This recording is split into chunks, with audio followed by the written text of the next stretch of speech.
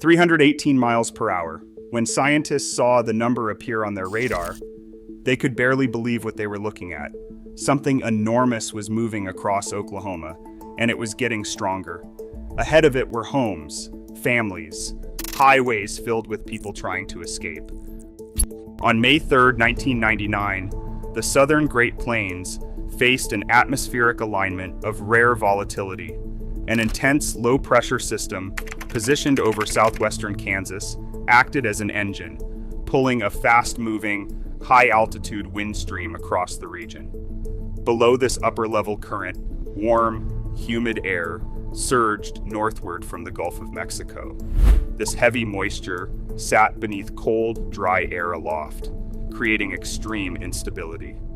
At the same time, the wind changed direction and speed with height, a structural setup known as wind shear, which forces rising air to rotate. The boundary between the dry western air and this humid Gulf air mass, called the dry line, stretched across western Oklahoma. In the early afternoon, this boundary triggered explosive updrafts. These ingredients merged to spawn a long-lived, highly organized supercell thunderstorm. This violent storm system was now drifting eastward, drawing immense energy from the volatile environment and heading directly toward the populated communities of central Oklahoma. Inside the National Weather Service office in Norman, radar screens displayed a classic hook echo alongside a bounded weak echo region, the unmistakable signatures of intense atmospheric rotation.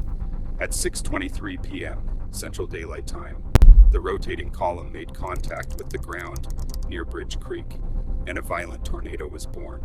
The expanding vortex immediately began moving northeast, tracking directly toward the densely populated suburbs of Moore and the wider Oklahoma City metropolitan area.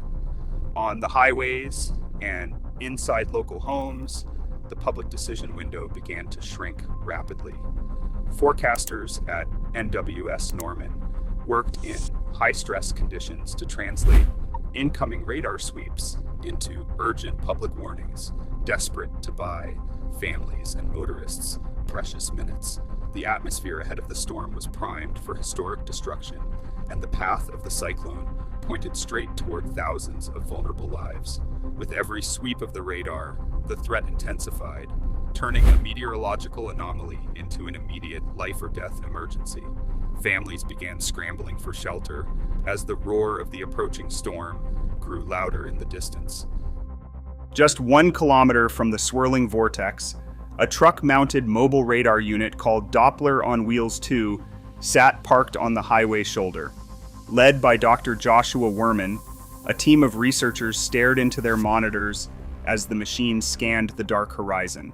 This specialized vehicle used an X-band radar to blast microwave signals directly into the heart of the storm.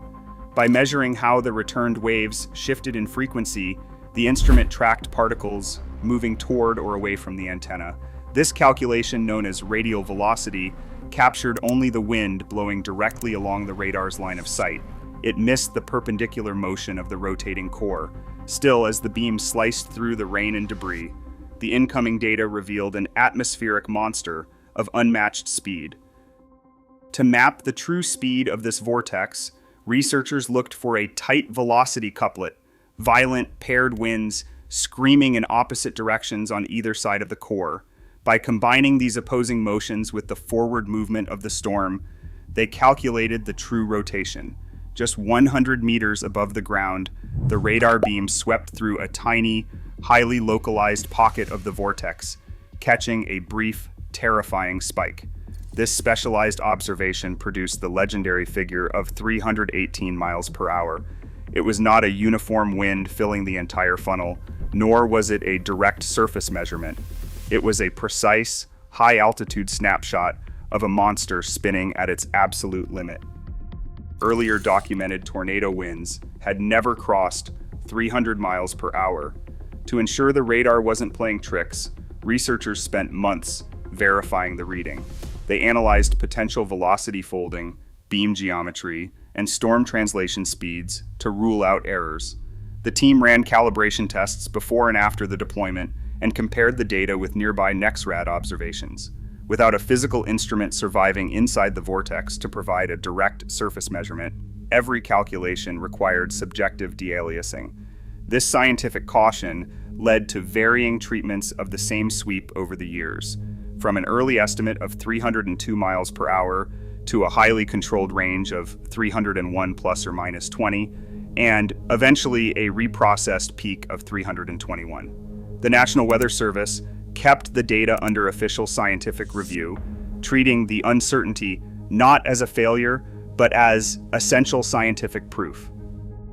The record-shattering radar numbers did not determine the tornado's official rating. In the days following the disaster, National Weather Service survey teams walked the devastated populated corridor where the widening multiple vortex storm had carved its path. Within the areas of maximum intensity, well-built homes were swept entirely from their foundations, asphalt was scoured from the roads, and heavy vehicles were thrown. This ground-level evidence, not a direct conversion of the radar measurement, dictated the original F5 classification under the Fujita scale, turning physical ruin into the ultimate proof of the storm's violent power. While scientists analyzed the unprecedented radar sweeps, families on the ground had only minutes to make life or death decisions. The National Weather Service escalated its alerts, broadcasting a historic tornado emergency, the first time this extreme warning was ever used for an imminent threat to populated areas. Inside homes, residents scrambled into closets and interior bathrooms as the walls began to shake. On Interstate 44 and Interstate 35, the crisis spilled onto the asphalt.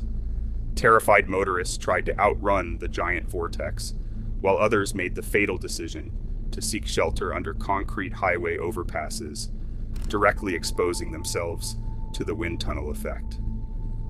As the funnel ground through the suburbs, it left a wake of shredded timber, blocked roads, and severed power lines, cutting off escape routes and paralyzing the first incoming rescue efforts.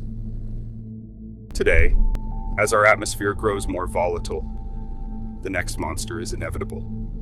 We are still just targets in its path. Subscribe to explore more of history's darkest storms.